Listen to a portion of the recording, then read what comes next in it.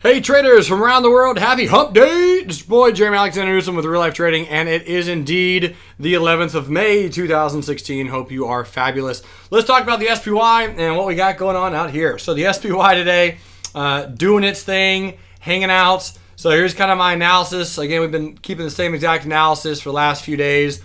429.16, it's about 2 weeks ago at this point. Market has pulled back since then, and I think that this is a really solid bounce. I think we'll probably do something like that. That's just my guess. I don't know if that's exactly what happens or not, but some volatility coming in. Could look like a much smaller form of this over here, maybe. Right, had a gap up, trade higher, pulled back, gap up, trade higher, pulled back, bounced, rolled over, then bounced again. Maybe it does something like that. I'm not sure. But anyway, I can say up here for sure it's a distribution pattern on the SPY. And strong resistance. We'll see if we make it. As of right now, looks like something like this is probably exactly what's going to be playing out. And again, my thought process is over time, we'll end up breaking out bullish on the SPY. Could be wrong. We'll find out. It's going to be interesting to see. Here's the Qs. So the Qs, ticker symbol QQ, yesterday did hit my stop. Good news for all of those who are out there wanting to see me in a mohawk.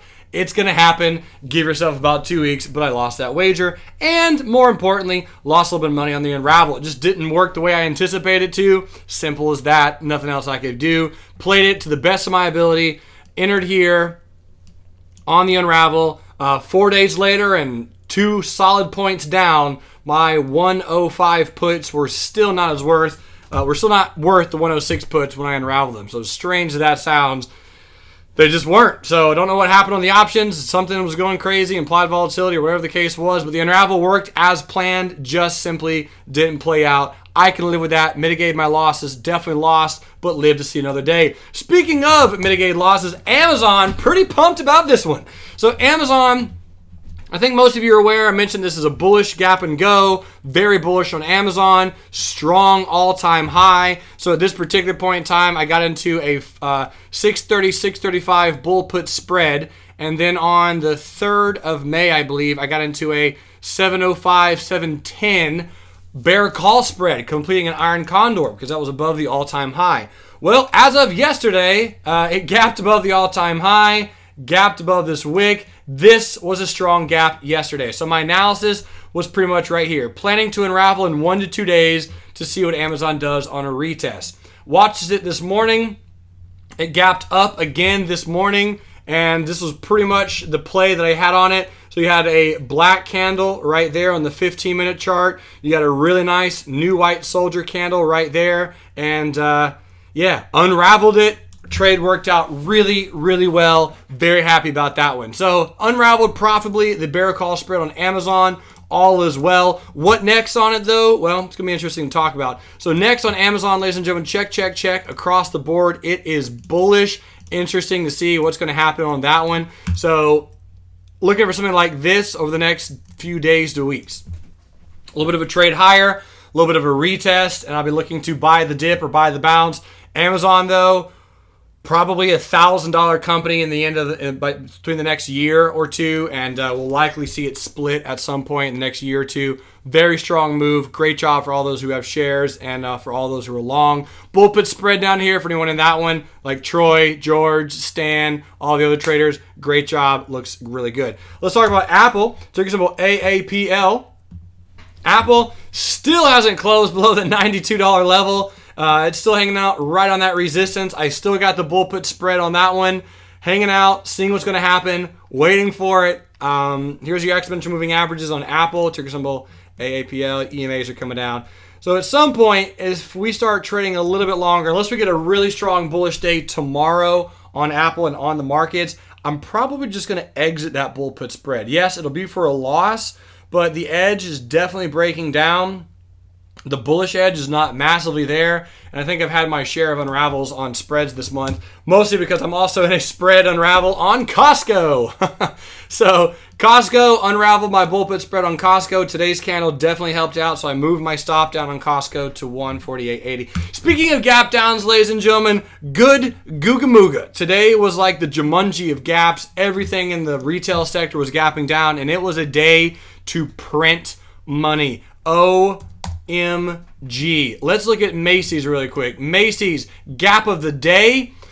Black candle, gap down, below a support. Check out this 5-minute candle. Close your eyes and call me Sally. Bam! What a great trade. 5-minute candle, small white, 5-minute candle. That's my favorite trade possible on Macy's. Did I take it? No. It was between two trades, and I just can't take two trades that are in the exact same sector, the exact same setup, because if I lose, I'm down 2R. So I took Target, which was equally a great trade. So here's Target, ticker symbol TGT, and Target, white candles, gap down, opened right below this pivot, trapping body. Earnings hasn't even happened yet, so I really would anticipate retail to go a little bit lower after today's gap, honestly. It's a pretty bearish gap. A lot of people are trapped on retail. Here's your 5-minute. So here's how I play Target. Boom, boom. Nice highway 5-minute candle. Exited for break even right there and hopped back in on this double top on Target right there. Exited some at the low of the day. Exited some over here. And it wasn't anything to write home to mom about. But Christine McKinley, she locked in 0.2R. Brian Noel, he got a little bit of a gain. A lot of other traders got a small gain on Target. It wasn't anything fantastic, but it wasn't a loser, at least the way we traded it, or at least the way I traded it. So great job on Target. Solid little gap down. Honestly, if you type in a retail stock, it was moving really well today. Target. Here's the winner of the day. My winner was TJ Maxx. So I had a winner and a loser on TJ Maxx, actually. So the winning trade that I placed earlier today was this by this, 2R by the low of the day. Boom. That was a solid winner. Took another trade earlier in the day, here by here, hoping for a continuation. And we can see it just didn't happen. So overall, even though I'm excited, well, I sound really excited. It was a 1R day for me. Sean Bennett, shout outs to you. He had his best day trading day ever, over 3.5R. Fantastic job, Sean. Great job, man. That's incredible. So anyway, it was just a really, I think, a pretty easy day to go bearish on just about anything that was retail related in the first hour or so. A lot going on. Disney, we definitely kept an eye on Disney today. Disney did gap down. It was a nice gap. We watched it all morning. Never got triggered into anything.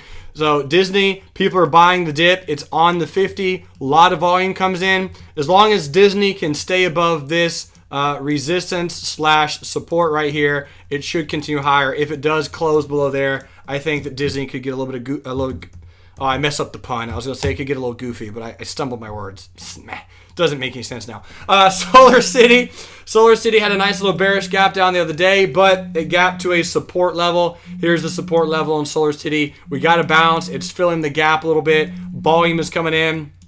My anticipation on Solar City actually is that it does this, and then at some point ends up trading down to 876. I don't know if that happens, but if it does trade down to 876, I'm a buyer. 3 more stocks to go. Linden Club. Ladies and gentlemen, this is going to be interesting on Linden Club. Here's my call on this one. I'm watching Linden Club very closely. I do not think the stock goes to zero. I'm prepared if it does, but I've been mentioning to a few of my buddies, my close trading buddies, that I think this is exhaustion volume on Linden Club. Everything about Linden Club is bearish except for the volume, and today we got a perfect doji. Is that a perfect doji?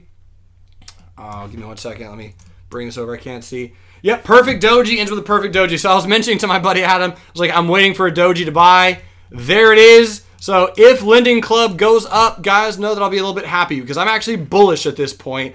I think this is exhaustion volume. I think we have a really quick pop on Linden Club. So just keep your eyes on that one. It is a very aggressive trade, not for the faint of heart. Definitely something you're going to be watching on the hourly or the 15. But I am going in there with risk protected. I know my risk. I'm very aware of it. I got my stops in place.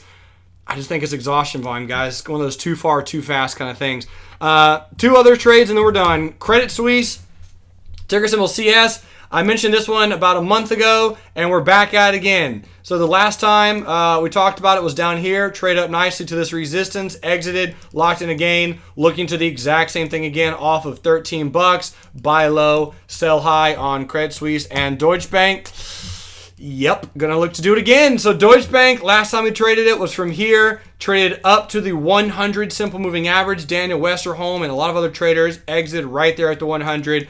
Great profit for them. So looking for Deutsche Bank to do the same thing. Trade back down to this low, buy low, Sell high, mitigate your risk, trade your plan. Ladies and gentlemen, that is what real life traders do. Thanks so much for watching this review. If you have any questions or stocks you want me to review at any time, post in the comments below or shoot me an email, jeremy@reallifetraining.com. You're fantastic. I'll see you later. And until next time, love life, live life, trade it. Bye.